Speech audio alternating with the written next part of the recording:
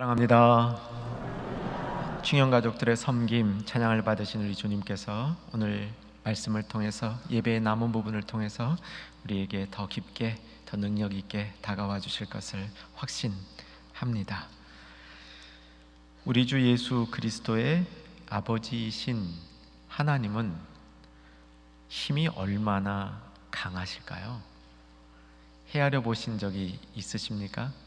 오늘 말씀을 통해서 우리 하나님의 힘이 얼마나 센지를, 강력하신지를 같이 한번 헤아려 보는 시간 될 수 있기를 기대해 봅니다. 자연을 보면 하나님이 참 위대하다는 것을 알게 되죠. 왜냐하면 자연 자체 속에 엄청난, 어떻게 이런 자연의 모습이 있을 수 있을까, 우리를 압도하며 놀라게 하는 경우들이 있습니다. 우리나라 자연도 많이 예쁘지만 세계 각국에는 그러한 하나님의 장엄함을 보여주고 있는 작품들이 있는데, 예를 들면 캐나다에 있는 나야가라 폭포라든가 미국에 있는 그랜드 캐년이라든가 그런 것들은 한번 보면 정말 자연이 대단하다라는 것을 느끼게 합니다.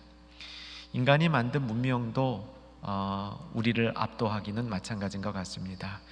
뉴욕 맨하탄의 불 켜진 밤 모습을 보면서 각도를 잘 잡아보면 정말 인간의 힘이, 인간의 부의 창출력이 대단하다라는 것을 인정하지 않을 수 없게 됩니다. 과학기술도 그렇고 예술이 만들어 놓은 여러 가지 재능 결과들을 봐도 참 위대한 부분, 엄청나게 놀랄 부분들이 많이 있습니다. 그런데 오늘 성경을 보게 되면 이 세상의 놀라운 것들을 보면서 하나님의 힘이 얼만큼 셀까? 그것보다 훨씬 세다는 겁니다. 바벨탑을 인간이 만들었습니다. 당시에 바벨탑을 만드는 인간들의 모습은 우리도 하나님의 버금가는 창조력을 가지고 있다, 우리가 창조할 수 있는 그 실력이 하나님을 능가할 수도 있다, 이런 마음으로 바벨탑을 지었습니다. 근데 바벨탑을 지을 때 그 소식을 하나님이 전해 듣고 이 땅에 내려오시는 장면을 성경을 통해서 보면 도대체 내려오고 또 내려오고 내려와도 바벨탑이 그렇게 멋있다고 인간들이 자랑하는 바벨탑이 보이지도 않는 겁니다.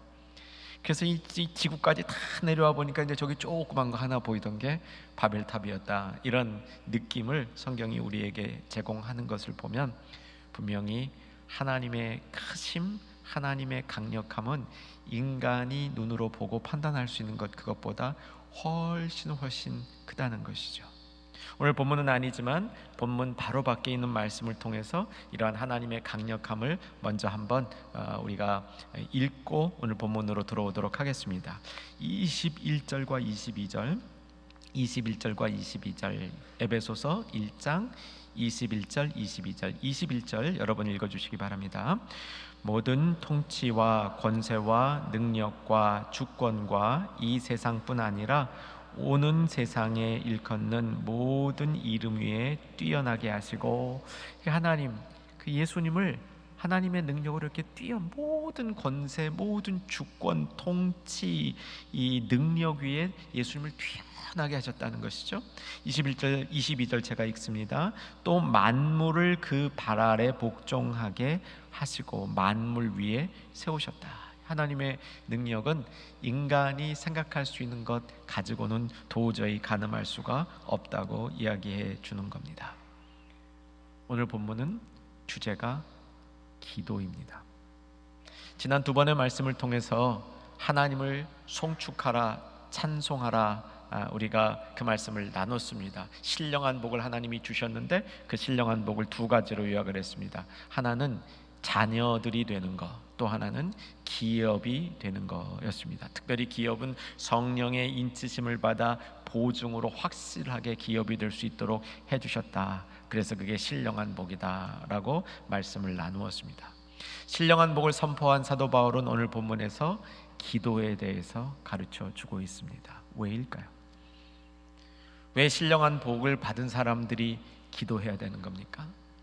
신령한 복을 간직하고 복되게 살려면 기도를 통해서 영적인 성숙이 계속 이루어져야 되기 때문입니다. 여기서 말하는 기도는 영적인 성숙을 계속 이루어가는 방법으로서의 기도를 제시하고 있는 것입니다. 여러분, 복을 받은 것 같은데 실제로 복이 아닌 경우가 한 두어 가지 있습니다. 돈도 생겼고 명예도 생겼고 힘도 좀 생겼는데, 그래서 그게 복인 줄 알았는데 복이 아닌 경우가 한 두어 가지 있습니다. 첫째는 그런 거 생겼는데 근심이 따라오는 겁니다. 그래서 야베스라는 사람이 기도할 때 그런 거 좋은 거 들어올 때 근심이 따라오지 않도록 미리 하나님 앞에 기도하는 지혜가 있었습니다. 야베스의 기도죠. 우리나라에서도 오래전에 많이 인기를 끌었던, 마음속에 성도들 마음속에 많이 이런 사모함을 주었던 야베스 기도죠. 역대상 4장 10절 자막으로 한번 봅니다. 읽겠습니다. 야베스가 이스라엘 하나님께 아뢰어 이르되 주께서 내게 복을 주시려거든 나의 지역을 넓히시고 주의 손으로 나를 도우사 나로 환난을 벗어나 내게 근심이 없게 하옵소서 하였더라. 하나님이 그가 구하는 것을 허락하셨더라. 이 지혜로운 사람입니다. 또 복을 받은 것 같은데, 그래서 재물도 생겼는데 권세도 생겼는데 명예도 생겼는데 사실 복이 아닌 경우가 어떤 것이냐면, 복 받아서 좋다 보니까 영적으로 성장이 없는 겁니다. 가만히 머물러 있는 겁니다. 이거 복이라 할 수 없겠습니다. 사도 바울은 신령한 복을 얘기하면서 그 다음 그 신령한 복이 우리에게 계속되기 위해서, 우리의 영적 성숙을 위해서 기도해야 된다고 가르쳐 주고 있습니다. 오늘 기도의 핵심적인 내용은 알게 하는 기도입니다. 기도의 중요한 부분이 하나님을 알게 해달라고 드리는 겁니다. 오늘 본문을 다시 보시면 이 기도의 중심이 알게 하는 기도, 특별히 하나님을 알게 하는 기도인 것, 그것을 통해서 영적인 성장을 이루는 것이 신령한 복임임을 가르쳐주고 있다는 사실을 확인합니다. 17절을 보시면 끝부분에 하나님을 알게 하시고, 19절 끝부분에 너희로 알게 하시기를 구하노라. 바울이 오늘 강조하고 있는 기도는 알게 하는 기도, 하나님을 알게 하는 기도입니다. 여러분, 하나님을 아시기를 소망하는 저와 여러분 지혜로운 성도 되시기를 바랍니다.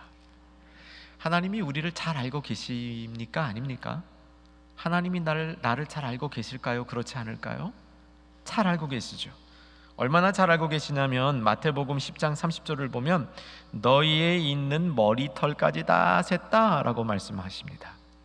시편 139편 2절에서 4절을 보게 되면 주께서 내가 앉고 일어섬을 아시고 멀리서도 내가 생각하는 것을 밝히 아시오며 나의 모든 길과 내가 눕는 것을 살펴보셨으므로 나의 모든 행위를 익히 아시오며, 그 다음 여호와여 내 혀의 말을 알지 못하는 것이 하나도 없으시리이다.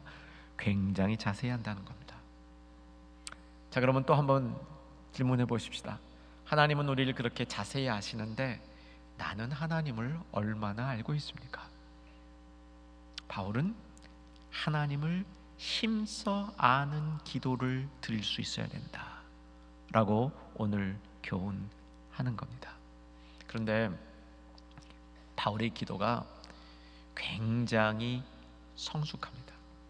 하나님 알게 해주시옵소서, 알게 해주시옵소서, 주시옵소서 알게 해달라고 마구잡이로 기도하고 있는 것이 아니라 하나님을 알 수 있는 지름길 정곡을 찔러서 그것을 달라고 기도하는 겁니다. 본문의 기도에서 바울은 딱 한 가지를 하나님 앞에 요청하고 있습니다. 결론은 하나님을 알게 되는 것인데 그 하나님을 알게 되는 정곡이 무엇인지를 딱 집어서 그것을 달라고 기도하고 있는데, 이제 그 내용을 오늘 확실히 익히는 겁니다. 준비되셨죠? 17절로 갑니다. 17절 들어가기 전에 16절 먼저 보시면 내가 기도할 때 기억하며 감사하며 기도했다 이렇게 설명합니다. 기도하고 있다는 사실을 알려주고요, 17절에 구하는 바가 딱 하나 나오고 있습니다. 잘 찾으셔야 됩니다. 17절 집중하셔서 읽습니다. 우리 주 예수 그리스도의 하나님 영광의 아버지께서 지혜와 계시의 영을 너희에게 주사 하나님을 알게 하시고. 뭘 달라 그랬습니까? 지혜와 계시의 영을 구한 겁니다. 하나님을 알게 해달라고 바로 들어가서 그것을 위하여 떼쓴 게 아니고 지혜와 계시의 영을 주시옵소서라고 구했던 겁니다. 목적은 하나님을 알기 위한 것이죠. 그러나 방법은 지혜와 계시의 영을 구하고 있었던 겁니다. 사랑하는 여러분, 지혜와 계시의 영이 어떤 것일까요? 우선 지혜와 계시의 영 할 때 이 영은 성령님이십니다. 지혜의 성령, 계시의 성령을 우리에게 부어 달라고 기도하고 있는 것이죠. 그러면 지혜의 성령, 계시의 성령은 어떻게 나타나고 어떻게 역사하냐면, 지혜의 성령은 성령께서 우리에게 지혜를 주시는데 이 지혜가 막연한 지혜가 아닌 겁니다. 구체적인 지혜를 주는 겁니다. 구체적인 성령께서 주시는 지혜를 받을 때 우리는 참된 통찰력을 얻게 됩니다. 이 통찰력을 통해서 하나님이 어떻게 일하시는지 하나님의 시각을 갖게 된다는 겁니다. 지혜는 하나님이 일하시는 모습을 보게 하는 것이죠. 하나님이 우리에게 갖게 해주시길 원하는 각도에서 사물과 일어나는 사건들을 보고 관찰할 수 있는 겁니다. 여러분, 지혜는 통찰력입니다. 참된 통찰력입니다. 하나님의 눈으로 볼 수 있는 통찰력입니다. 성령께서 주시는 지혜는 그런 통찰력을 주신다는 겁니다. 계시의 영은 감추어져 있던 것, 비밀스러운 것들, 더 깊은 세계, 더 넓은 세계, 새로운 영역을 알 수 있게 해주시는 성령님의 사역이라고 볼 수 있겠습니다. 여러분, 이렇게 제가 조금 자세히 설명드린 그 이유는 이제 정말 우리가 해야 될 일이 있습니다. 뭐냐면요, 지혜와 계시의 영을 주사 하나님을 알게 하시고 저와 여러분의 기도의 입에 붙이시기 바랍니다. 우리의 기도의 언어에 이 표현을 두시기를 바랍니다. 여러분, 기도할 때 지혜와 계시의 영을 주사 하나님을 알게 하시고 이 기도를 잊지 마시길 바랍니다. 특별히 여러분, 자녀를 위해서 기도할 때, 정말 사랑하는 분을 위해서 기도할 때 그분에게 무엇을 위해서 기도해 줘야 될지 기도의 제목이 떠오르지 아니할 때 이 기도를 잊지 마시기 바랍니다. 지혜와 계시의 영을 하나님 그에게 주셔서 하나님을 알게 하여 주시옵소서. 하나님을 아는 것이 이 땅을 살아가는 가장 중요한 재산이 된다는 사실, 가장 중요한 방편이 된다는 사실을 알게 하여 주시옵소서. 경험하게 하여 주시옵소서. 그 어떤 기도보다도 복된 기도가 된다는 겁니다. 여러분, 이런 얘기 들어보셨나요? 기도를 구체적으로 하라, 이런 말씀 듣고 실천해 보셨습니까? 저도 똑같은 말씀을 여러분에게 드립니다. 저 자신에게 이 기억할 하나님의 말씀으로 담습니다. 기도는 구체적으로 해야 됩니다. 어떤 분들은 기도를 구체적으로 하는 예로서 이런 간증을 하는 분도 저도 보았습니다. 어떤 분이냐면요, 배우자를 통하여 위하여 기도할 때 구체적으로 기도하라 그래서 그렇게 기도했습니다. 어떤 재주를 갖고 있고 대충 생김새는 이렇고 신장은 어느 정도이며 가정은 어떻고 무엇을 좋아하며 이런 것들을 구체적으로 기도했습니다. 그런데 보니까 진짜 그런 분을 하나님이 나에게 주셨습니다 하고 막 좋아하는 거예요. 옆에 있는 분들이 그걸 보면 막 부러워하는 거예요. 저는 그 얘기를 들으면서 겉으로 그랬습니다. 아, 감사하십시오. 속으로 괄호 열고 끝까지 두고 보십시오. 괄호 닫고. 여러분, 구체적으로 기도하는 건 맞습니다. 그런데 구체적으로 기도하는 게 맞기 때문에 좀 전에 그런 분과 같이 기도하는 게 잘못된 건 아닙니다. 근데 성경에서 말하는 구체적인 기도는 그런 기도가 아닌 겁니다. 여러분, 성경에서 말하는 구체적인 기도의 관련 본문은 오늘 바로 이 본문이에요. 성령의 지혜, 성령의 계시, 이건 구체적입니다. 그래서 하나님 알게 해주십시오라고 기도할 때 하나님 막연히 알게 해주십시오라는 기도가 아니란 말입니다. 지혜와 영을, 계시의 영을 주사 그 지혜와 계시의 영이 나에게 통찰력을 주게 하시고 비밀스러운 것까지 볼 수 있는 눈을 주셔서 그것으로 하나님이 일하는 것을 알게 하시고 하나님이 가지신 모든 세계를 알게 하셔서 이 땅에서도 다른 사람보다 하나님 훨씬 더 기뻐하는, 하나님 마음에 훨씬 더 합한 그런 능력이 있는 사람이 되는 기도가 본문에 말하는 기도이죠. 여러분 기억하십시오. 성령께서 이끄시는 기도는 구체적입니다. 성령께서 우리에게 지혜와 계시의 영을 줘서 하나님을 알려주실 때 이것은요, 하나님에 대해서 구체적이고 이전에 알지 못했던 더 깊은 세계고 이전에 내가 모르던 영역으로 더 넓어지는 그런 신령한 지식이 된다는 사실입니다. 지혜와 계시의 영을 주사 하나님을 알게 하시고, 여러분 우리의 기도의 언어로 오늘 확실히 우리의 기도의 입술에 붙이시는 역사가 일어나기를 주 안에서 소망합니다. 이제 18절을 보시면 지혜와 계시의 영을 가진 사람의 그 사람에게 나타나는 일들이 하나 더 소개되고 있는데 앞부분입니다. 너희의 마음의 눈을 밝히사. 지혜와 계시의 영이 우리에게 있을 때 마음의 눈을 밝혀준다는 겁니다. 마음이라는 말을 여러분 성경에서 읽으시면요, 그냥 이렇게 자동적으로 사전적으로 정의해 두시면 됩니다. 지정의의 가장 중요한 것이 우리 안에 자리한 장소, 이것을 상징적으로 마음이라고 표현합니다. 그 마음에 눈이 있다는 것은 마음으로 진입하는 창 혹은 진입로를 눈이라고 본 거죠.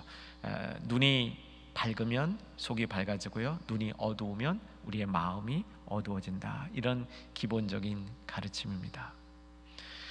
사랑하는 여러분, 지혜와 계시의 영을 우리가 계속 구해야 되는 이유가 마음의 눈이 밝혀져야 되기 때문이죠.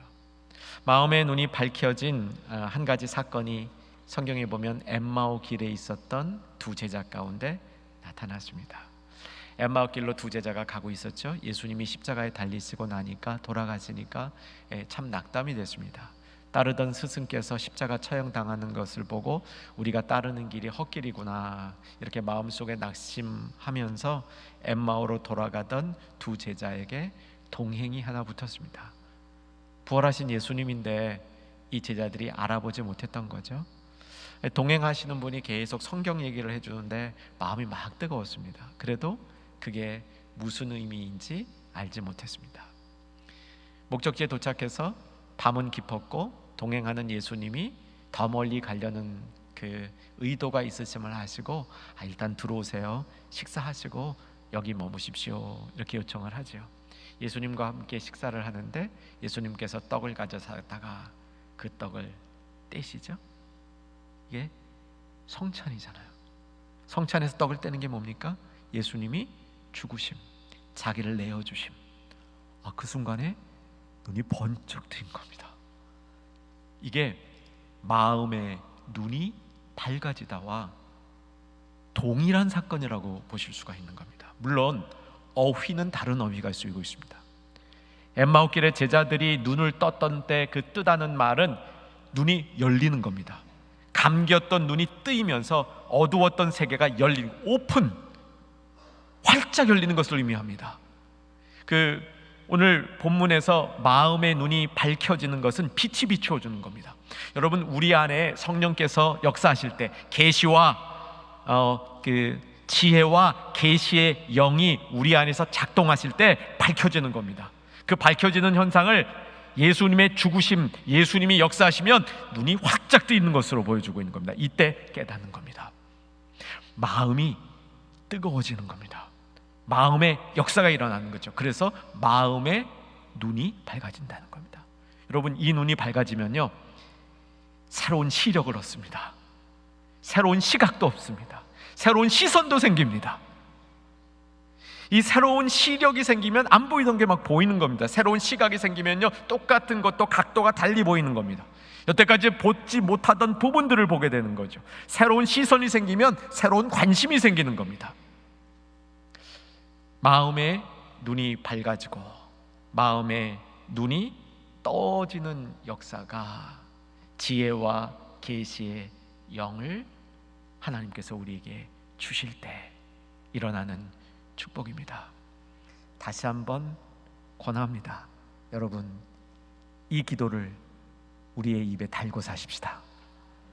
지혜와 계시의 영을 주사 하나님을 알게 하시고. 기도는 여기까지만 하셔도 좋아요. 그럴 때 마음의 눈이 밝아지고 마음의 눈이 열리는 축복을 경험하게 될 것입니다. 저는 이 바울의 기도를 보면서 이런 부분으로부터 조금 더 자세한 부분까지 들어가려고 그러는데 이 내용이 좀 복잡합니다.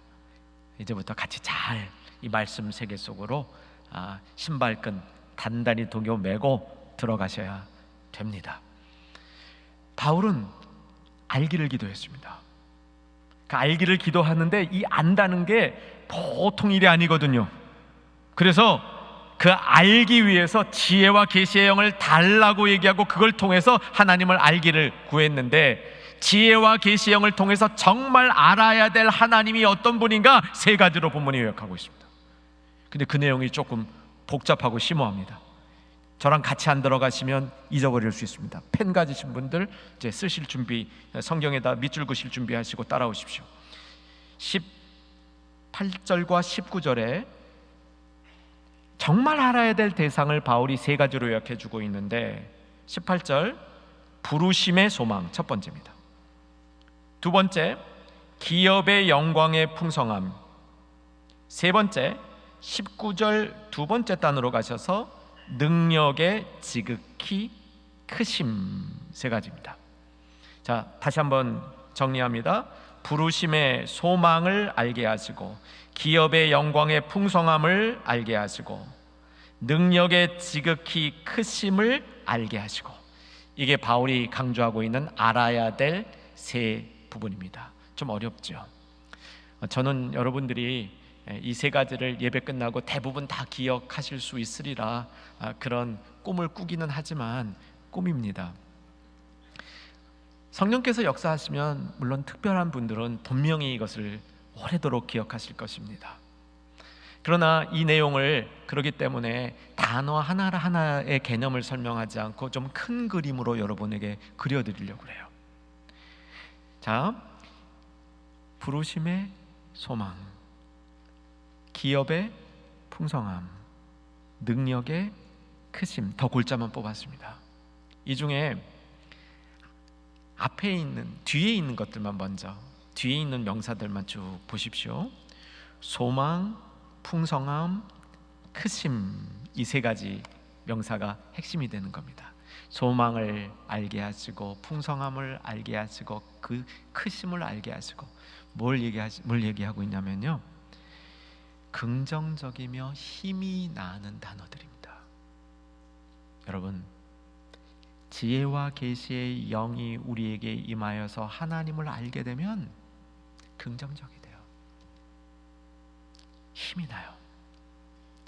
여러분, 하나님을 아는 힘이, 하나님을 아는 것이 우리에게 있으면 이 세상을 살아가는 동안 생기는 문제들을 극복할 수 있는 충분한 힘이 있다 믿으시길 바랍니다. 그래서 바울은 그 기도를 한 겁니다.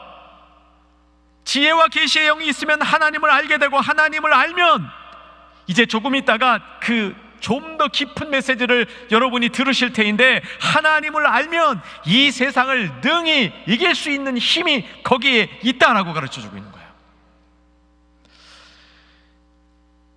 부르심의 소망, 기업의 풍성함, 능력의 크심, 이것도 똑같습니다. 이것도 긍정적이면서 힘이 나는 단어들입니다. 근데 이걸 조금 더 이렇게 잘 살펴보면요, 부르심은 과거에 우리를 부르신 겁니다. 하나님이 우리를 과거에 하나님의 자녀로 부르셨죠. 우리 기업이 있도록 부르셨습니다. 이 과거의 부르심이 현재에도 영향을 주고 미래까지 영향을 주는 겁니다. 이게 소망의 부르심입니다. 반대로 기업의 풍성함은 미래의 일이에요. 우리 지난주에 기업의 말씀 나눴죠. 미래의 기업이 확실히 하나님이 우리에게 유산, 상속 주시는데 그것이 현재 영향을 미친 겁니다. 그래서 그것을 받을 자로서 현재를 준비하고 받은 것처럼 지금을 살아가고 그 값에 합당한 삶을 살고, 이것이 기업의 보증이었습니다. 그 기업의 풍성함, 미래에 있을 것을 우리가 아는 것이 기도해야 될 제목이며 특권이라는 겁니다. 근데 이건 좀 간단히 넘어갈 거고요. 오늘 여러분 이 우리 입술에 붙여야 하는 기도 제목 말고 요거 하나를 더 꼭 가져가셔야 됩니다. 세 번째, 능력의 지극히 크심을 알고. 여러분 이것은 반드시 하셨으면 좋겠습니다. 그러기를 소망합니다. 그러기를 축복합니다. 하나님의 능력의 지극히 크심을 아는 겁니다. 제가 오늘 설교를 시작하면서 여러분 하나님의 능력을 아십니까? 하나님이 얼마나 강력한 분이실까요? 이런 질문을 드렸습니다. 바로 이 말씀이죠. 현재를 살아가는 성도들이 가장 중요하게 알아야 될 것이 하나님의 능력의 크심을 아는 것이다. 바울의 선포입니다. 여러분 하나님이 얼마나 크실까요? 여기 본문에 크심이라는 명사가 쓰이고 있는데 이 단어는 여기만 유일하게 나오는 겁니다. 이 단어를 읽는 순간 성경에 딱 한 번밖에 안 쓰인 단어이지만 이 단어가 크다는 것을 의미하고 있다는 사실은 금방 감이 옵니다. 다만 표현 방법이 독특하게 표현하고 있는 거예요. 이걸 뭐 어떻게 제가 바꿔볼 수가 없어요. 제가 일부 때는 막 모션도 해보고 그랬는데 하고 나니까 좀 너무 재롱 떠는 것 같아서 제가 좀 다시 안 할 생각인데요. 근데 이게 어떤 거냐면 내가 표현할 수 있는 독특한 방법으로 하나님의 크심을 바울이 표현하고 있는 겁니다. 그만큼 큰 거예요. 좀 쉽게 바꾸면 형용할 수 없어요. 헤아릴 수 없어요. 하나님의 능력, 하나님의 크심은 헤아릴 수 없습니다. 문제가 뭔지 아세요? 왜 그 크심이 우리에게 잘 영향을 못 주는 줄 아세요? 내가 조금해서 그래요. 내 마음이 콩알만해서 그렇습니다. 네가 헤아리는 헤아림으로 너도 헤아림을 받을 것이요, 우리가 하나님을 크신 분으로 믿고 헤아리면 하나님의 크신 것이 우리에게 부어질 것이요, 우리가 하나님을 작은 분으로 제한하면, 내 경험 속에 있는 조그만 분으로 제한하면 하나님의 역사도 그만큼도 안 나타날 것이요. 그런 얘기죠. 내가 하나님을 제한하는 겁니다. 내 경험으로, 내가 알고 있는 조그만 알량한 지식으로 하나님을 제한하기 때문에 그런 겁니다. 바울은 진짜 축복을 받은 사람들은 하나님의 크심을 지극히, 여기서 지극히란 말은 헤아릴 수 없을 정도로, 계산할 수 없을 정도로, 상상할 수 없을 정도로, 표현할 수 없을 정도로, 내가 동원할 수 있는 모든 것을 훨씬 넘어서는 그걸 지극히로 표현한 겁니다. 하나님이 그렇게 크신 능력의 분이라는 사실을 선포하고 있는 것이죠. 자, 이제 조금 더 한 걸음 들어갑니다. 하나님의 능력은 얼마나 될까요? 하나님의 능력을 우리는 어떻게 가늠할 수 있을까요? 사도 바울이 시도하고 있습니다. 오늘 본문에서 사도 바울은 하나님의 능력이 어떤 것인지를 표현해 보고 있습니다. 19절입니다. 19절 앞부분인데 따라까지입니다. 따라까지. 같이 한번 읽었으면 좋겠습니다. 19절 따라까지 읽겠습니다. 그의 힘의 위력으로 역사하심을 따라 능력이 나타났다는 겁니다. 결론은. 그리고 20절을 보시면 그의 능력이 그리스도 안에서 역사하사 이러고 나타나는 거예요. 그러니까 그리스도의 하나님의 능력이라는 말을 그의 힘의 위력으로 역사하심 이렇게 표현하는 건데, 이게 성경에 나타나는 능력, 파워를 표현하는 4개의 명사가 총출동하고 있는 자리입니다. 이게 조금 어려우시죠? 그래도 따라와 보십시오. 이거 가능합니다. 여러분 이걸 붙드시는 게. 능력이란 말은요, 듀나미스라는 말로 일반적인 파워를 얘기하는 겁니다. 힘이라는 것은 그것이 다른 사람을 누를 수 있는 물리적인 힘이라는 뜻입니다. 이스쿠스라는 이 명사입니다. 이렇게 설명해 보면 좋을 것 같아요. 여러분 혹시 실제로 격투기 하는 사람을 만나본 적이 있으십니까? 저는 있어요. 격투기 하는 분 있죠. 이 진짜 근육 덩어리예요. 근육 덩어리. 그분을 딱 보는 순간 저분이랑 싸울 엄두가 안 나요. 엄두가. 경험 못 해보신 것 같아요. 한번 기회가 되면 해보셔도 좋습니다. 상대방의 근육을 보는 순간 저분이랑 붙어볼 엄두가 안 나요. 이게 뭐냐면 능력입니다. 상대방의 능력이 나타난 거야. 아직 안 싸웠는데도 상대방의 능력이 이미 나한테 나타난 겁니다. 근데 힘이라는 건 뭐냐면 그게 진짜 한번 발휘된 겁니다. 그 사람이 뭘 하나 탁 쳤는데 그래서 부서져. 그거 봤어. 그럼 어떻게 돼요? 꼼짝도 못 하는 거죠. 꼼짝도 못 하는 거야. 위력이라는 말은 뭐냐면요, 이게 특이한 말입니다. 위력이라는 말은 옛 번역에 강력으로 되어 있는데 저는 강력을 더 좋아해요. 이거는 전지전능하신 인물이 나타났을 때 그의 위대함 앞에 모든 만물들이 그 앞에 무릎을 꿇고 경배하는 장면이에요. 이게 강력이에요. 강력. 통치한 방법입니다. 하나님이 통치하실 때 뭐 힘을 안 쓰셔도 돼요. 이 하나님의 강력이 나타남으로 그냥 거기에 다 이렇게 사람들이 그 굴복하는 겁니다. 역사하심도 파워입니다. 이 역사하심이라는 말을 헬라어로 에네르기아라고 표현을 하는데, 에너지라는 말 있죠. 우리 힘, 에너지, 이 움직이는 에너지, 역동하는 에너지, 이 그거에 근원이 되는 말입니다. 역사하심. 자, 이제 4개 단어 한번 머릿속에 넣어보십시오. 능력, 힘, 위력, 역사하심. 바울은 하나님의 능력을 표현할 때 그 하나님의 능력이 때로는 상대방을 제압하는 힘으로, 또 하나는 모든 만물이 그저 경배할 수밖에 없는 위력으로, 또 실제로 역동하셔서 모든 일들을 조합하셔서 선을 이루어 가시고 행하시는 하나님의 역동적인 역사하심으로 하나님의 능력을 표현하고 있는 겁니다. 요거요, 다시 한번 성경적으로 성경에 나오는 이 장면들을 통해서 말씀드리겠습니다. 힘은요, 무덤가에 예수님 돌아가시고 예수님 묻히신 무덤가에 여인들이 새벽에 갔을 때 돌이 굴려져 있고 돌 위에 천사들이 있고 그 돌 옆에 군병들이 부들부들 떨고 있는 거, 이거 힘입니다. 한 방 친 거예요. 위력.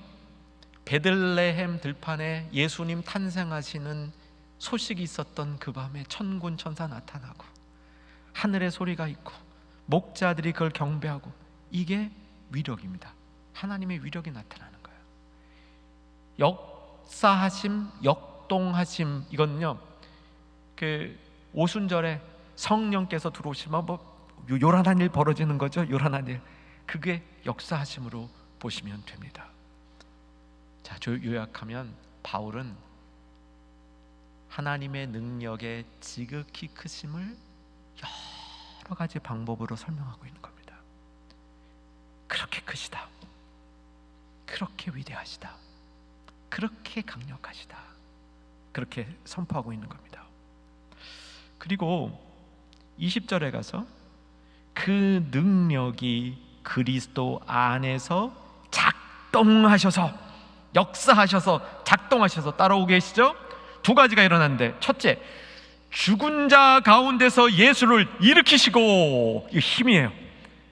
죽은 자 가운데서 예수를 벌떡 일으키시려니까 얼마나 그 힘이 강해야 됩니까?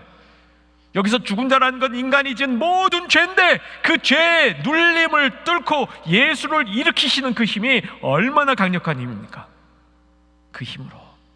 그리고 위력, 예수님을 보좌 위에 앉히셔서 만물을 통치하시게 하는 그 위력을 보여주셨다. 20절에서 다시 한번 설명해 주는 겁니다. 이제 말씀을 정리합니다.